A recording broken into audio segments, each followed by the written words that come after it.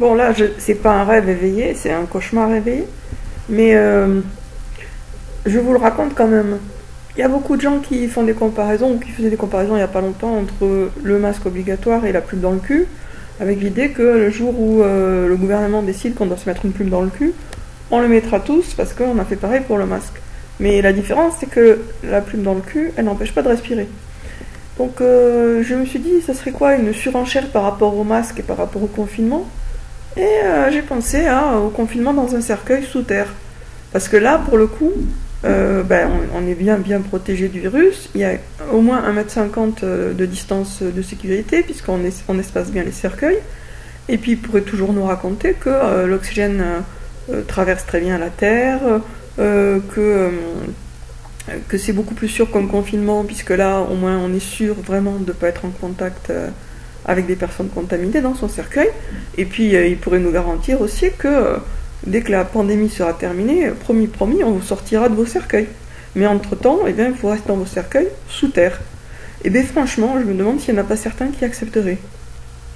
Je sais pas, je me demande, parce que vu le degré d'aveuglement et de confiance aveugle et de déconnexion du bon sens commun qu'ont les gens, ou en tout cas qu'ont beaucoup de gens de nos jours, moi je me demande s'il n'y en a pas certains qui diraient « Ok, allez, je vais me coucher dans un cercueil et puis je vais attendre qu'on me recouvre de terre. » Sans se dire « Je vais mourir, quoi. » Là, les gens, ils acceptent d'être privés d'oxygène, ils acceptent de priver leurs enfants d'oxygène. Bon, il y en a qui sont pas contents, heureusement, hein. Mais il y en a beaucoup qui l'acceptent, alors que l'oxygène, c'est la base même de la vie. Quand on n'a plus d'oxygène, on meurt, quoi. Et c'est comme si... Enfin, c'est pas comme si. Ils ont tellement perdu. Ils ont tellement...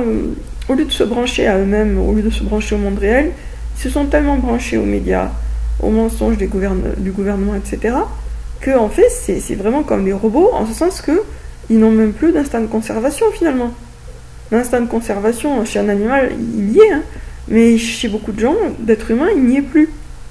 Ils ont la confiance aveugle dans leurs ennemis a remplacé, a supprimé l'instinct de conservation.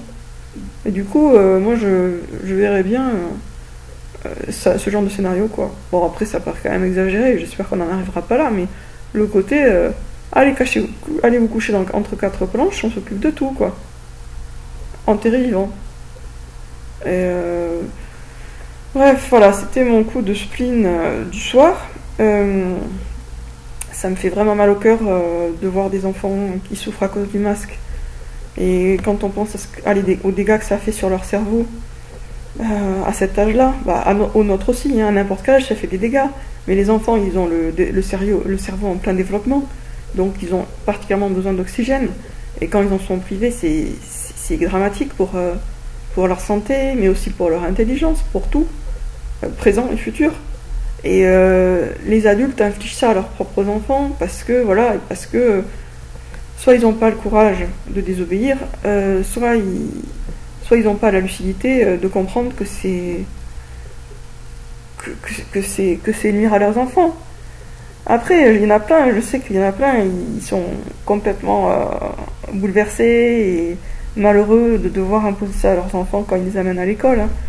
Et ça sert à rien non plus d'avoir des regrets en se disant si les gens s'étaient réveillés plus tôt, on n'en serait pas là. Parce que voilà, c'est le destin aussi. Il faut aussi garder à l'esprit, heureusement qu'on est là que pour un certain temps, et qu'après le temps du test et des épreuves viendra le temps de la récompense et des punitions.